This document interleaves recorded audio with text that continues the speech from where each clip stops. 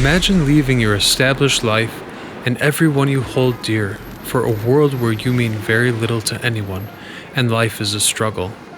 In a quest to provide a better life for their loved ones, this was the sacrifice made by many 19th and 20th century immigrants.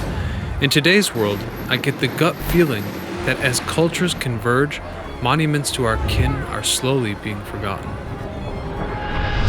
Let's break down the American dream. During the turn of the century, New York City had a population of 3.5 million people, of which 1.3 million were foreign-born, and many major U.S. cities had similar proportions. Frequently, foreign nationals only stayed in the U.S. long enough to save up some money before promptly returning to their homelands. Upon return, neighbors observed a seemingly sudden abundance of material wealth not conceivable by local standards. To common eyes, it appeared that overnight riches were achievable, birthing the notion of the American dream.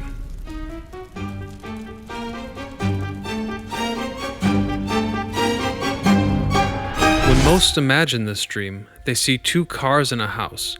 However, this was normally not the case for those of the first generation staying permanently in the States. Poor education and lack of language ability led families into poverty and shame over their identity as immigrants. This stigma was so strong that parents actively discouraged their children from speaking the mother language. In fact, this is the reason my parents didn't learn Polish, effectively disconnecting us from our heritage.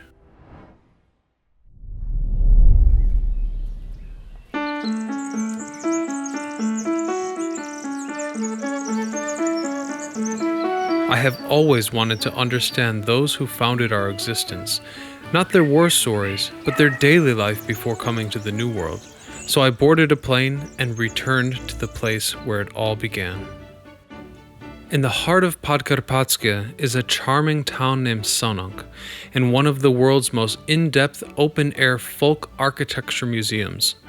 I was given the unusual privilege of living here for a short time to find answers to my questions.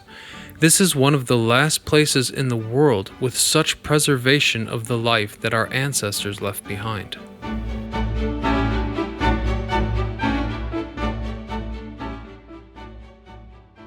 My first impression was that everyone in the village must have had a purpose, a function contributing to the greater good. This was probably not a society of dreamers. The only dream I could find was to provide and survive.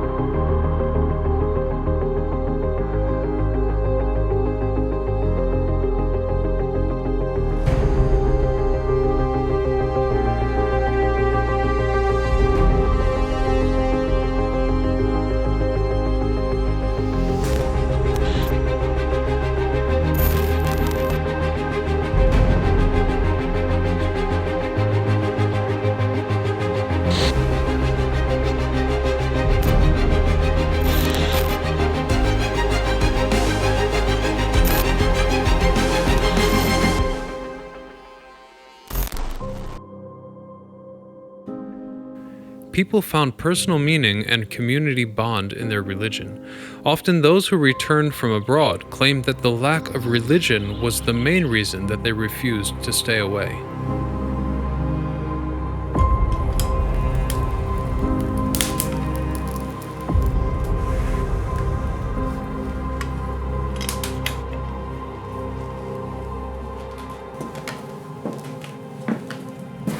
Households revolved around the family unit. I wondered if marriages lasted back then because you needed it for the security of your children, and your only personal marker for success was a healthy family. Maybe the bond between husband and wife was businesslike, dedicated to creating an environment where children could thrive.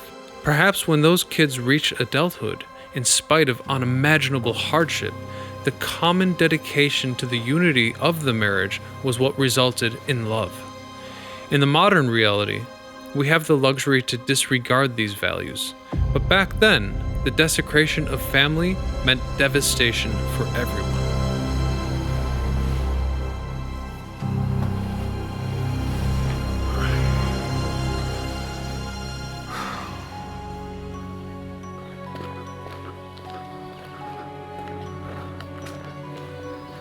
In the context of my ancestry, this museum caused me to question who I was to the core, but I wasn't fully prepared for the final impressions.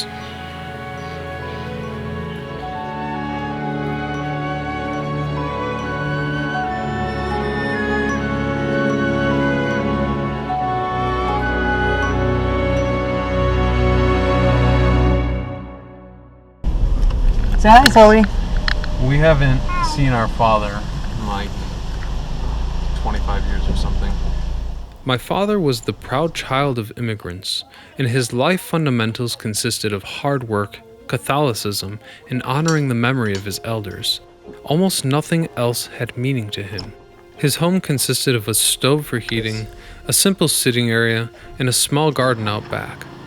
In his bedroom was a wooden dresser, and above the dresser was a type of shrine, a prayer card for his faith, and a photo of his mother Barbara, and his grandparents Kashmir and Estella. Oh my God. I remember this picture. All about Brian. Oh my God. Penny down. I will be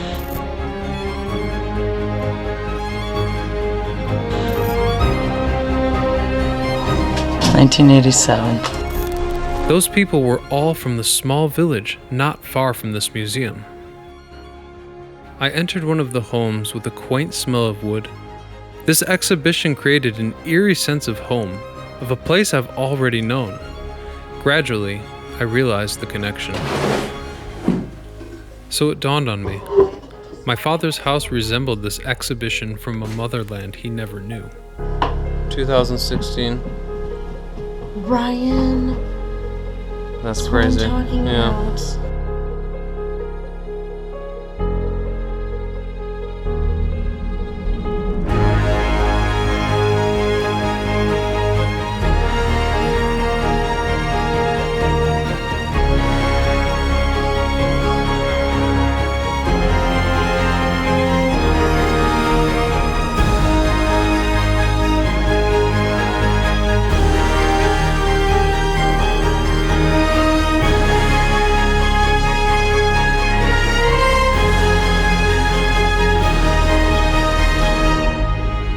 We may speak different languages, we may dress differently, and we may forget, but in the end, we are our ancestors. We just need to go home to realize that.